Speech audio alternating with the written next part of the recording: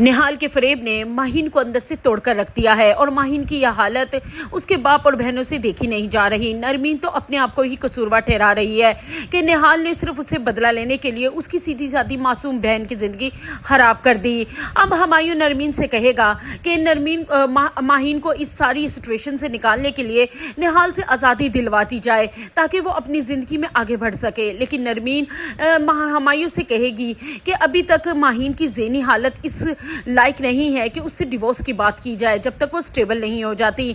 और दूसरी तरफ गुर्रुख हमायूं और नरमीन के दरमियान दीवार बनकर खड़ी हो गई है। हालांकि वो जानती है कि हमायूं नरमीन से मोहब्बत करता है और उस पर जान देता है, लेकिन गुर्रुख की नीयत हमायूं पर ठीक नहीं।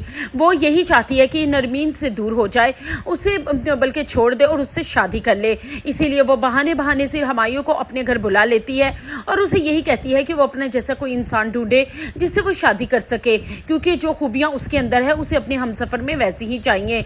अब की बार भी हमायूं जब अपने घर काम से थका हारा घर वापस जा रहा होगा कि रास्ते में गुर्रुख बहाने से उसे बुला लेगी कि उसकी माँ की हालत बहुत ख़राब है।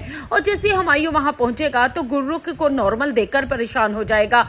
हमायूं भी गुर्रुख की नीयत को भांप चुका है, इसीलिए उससे खिंचा खिंचा रहता है। लेकिन बिजनेस पार्टनर होने की वजह से, एक जगह काम होने की वजह से वो मजबूर है कि वो गुर्रुख के उसे करीब रहना पड़ता है और इसी बात का फ़ायदा गुर्रुख खूब उठा रही है। और दूसरी तरफ माहीन की ज़िंदगी को बर्बाद करने में मोना आंटी का भी बहुत बड़ा रोल है। उसने प्लॉट की लालच के चक्करों में निहाल के प्रपोजल को बढ़ा चढ़ाकर सिराज साहब के सामने पेश किया। अभी तक किसी को ये मालूम नहीं कि माहीन और निहाल के दरमियान फासले कम करने में ये मोना आंटी का ही किरदार शामिल था।